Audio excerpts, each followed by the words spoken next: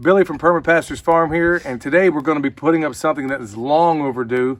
That is this greenhouse, which would have been a really great benefit to us months ago, but we just didn't. We didn't have the ability to really get it going as quickly and as soon as we would have liked to, for a whole host of reasons. But anyhow, it's getting done right now. So this is, if you'll go back and look at the videos that we did back in Texas, and that would be the pigs right now, running around making a bunch of racket, and this one over there totally covered in mud. But anyway, if you go back to the previous videos that we've done back in Texas before we moved, you'll see the same greenhouse here. Now, this wasn't some deluxe model 2000 series that you spend a lot of money for. I don't know, it's a 13 by 33, and we got it at some bargain basement place in North Texas. And I think we got it off of Craigslist. Anyway, this thing was made in China, and no fears, folks, long before the latest outbreak unfolded. Anyway, this thing didn't come with all the wonderful parts and pieces, so it had to be retrofitted the first time William and Michelle put it up, and this time I'm not sure it's going to be much better. Anyhow, it will give us hopefully some medium in which we can start some seeds and get some other things going that we'll need later this summer. So with that said, it's time to get to work.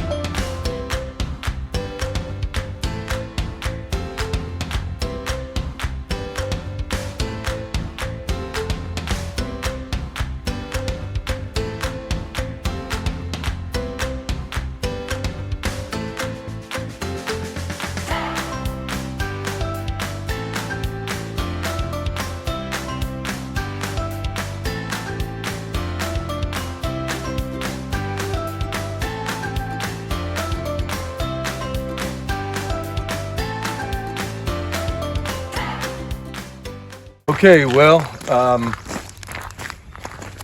this is what happens when you know you should have done something and you didn't.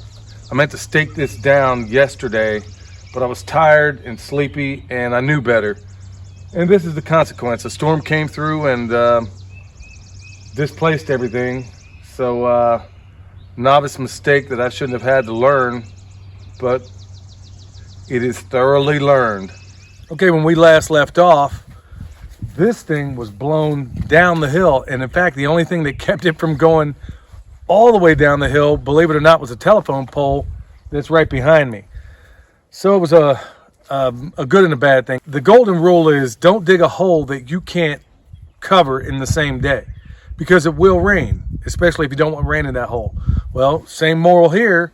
Don't put up a greenhouse or any other structure that you don't want to fly without anchoring it. So I learned, it was a novice lesson. I was tired. I knew better, and I still did it. We ended up slinking this thing back just like you would a slinky. We got it back up the hill.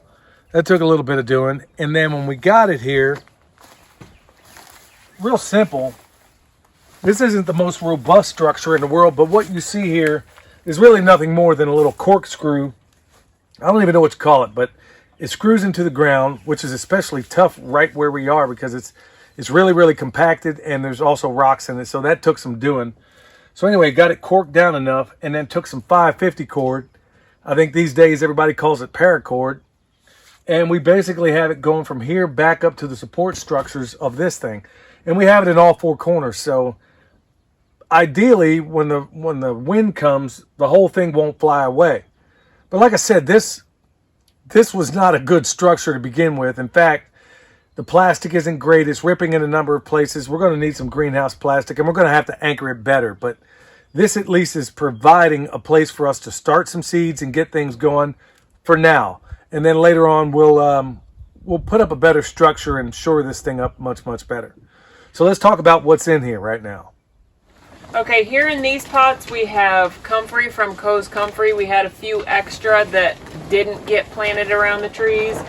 So we put them in pots, and we're gonna let them grow, and then when we plant more trees, they will go in the trees that we plant.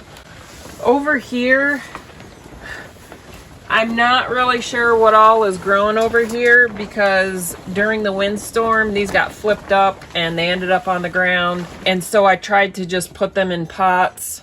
And I think it's Siberian pea shrub and mimosa, but I'm gonna have to wait till they grow out before I can determine exactly which one it is. So the Siberian pea shrub and mimosa get planted close to our fruit trees. They're both nitrogen fixers, and also we feed the mimosa leaves to the lambs. That helps with parasites for the lambs. Okay, here we have a bunch of herbs and some kale. We have yarrow, bee balm, kale, different kinds of kale. The kale we eat for ourselves. We also feed it to the lambs and the chickens. The yarrow, the bee balm, they're beneficial support species that'll go around the trees. We have some more. We have echinacea, chives, thyme, garlic chives, parsley, spinach, lemon balm, basil. We've got some squash, acorn squash, butternut squash. So here's some more Siberian pea shrub that's part of the guild for the fruit trees. Here's some cuttings that William is growing out. And then here are some seeds from, I'm taking Akiva Silver's propagation course, and he sends out, there's pawpaw seeds, chestnuts, persimmon, and then he's got a kind of crab apple. So over here we have some more cuttings that from the propagation course. Here's some currants, elderberry, mulberry, Concord grapes, and over here are our black locusts, which we will plant. So the black locusts are going to be the nitrogen fixers that are in between our fruit trees when they get a little bit bigger. So over here we have melons, watermelons, cantaloupe, and then we have a bunch of different varieties of peppers, tomatoes, pumpkins. We got zucchini, yellow squash, and then we have a bunch of flowers over here, and cucumbers. The flowers are going to go wherever there's a space, but the watermelons and the tomatoes and the peppers are going to go in the beds after a lot of these short, cooler season vegetables are done growing in the beds. Okay, well, there you have it in a nutshell. I mean, this thing is not, I mean, it's a good thing, I guess, for the people who made it that I'm not actually doing a review on it, because it wouldn't be favorable for a whole variety of reasons. But really, I guess as a consumer, I would expect a little bit more out of a greenhouse. But with that said, you know, it's still, despite the fact that it's got holes in it and it doesn't really stand up very well to the wind, or at least it doesn't here. Despite all that, it's still functional. We're still making it work. There are so many different greenhouses we could have put together with, in fact, with the benefit of hindsight and being an electrician who deals with conduit all day long, I could have built a structure that was much, much better, but it would not have been as cheap, honestly, in the back end of it. So what we'll do, we'll probably buy some greenhouse plastic. We'll almost certainly need to. Here before long, we'll be needing a shade cloth anyway instead of the plastic. But anyway, we'll replace this. We'll put some new stuff on there. But at the end of the day, even if you get some ratty little structure, some little lean-to that you can put together, who cares? The seeds couldn't care less. So at the end of the day is use whatever structure you can to get some seeds started. You can even do it in your window in the house. There's, you know, cold frames. You could do all kinds of things. In the end of the day, this is going to work, and it's working for us. So till next time, this is Billy, the permaculture pimp daddy from Perma Pastures Farm. We'll see you.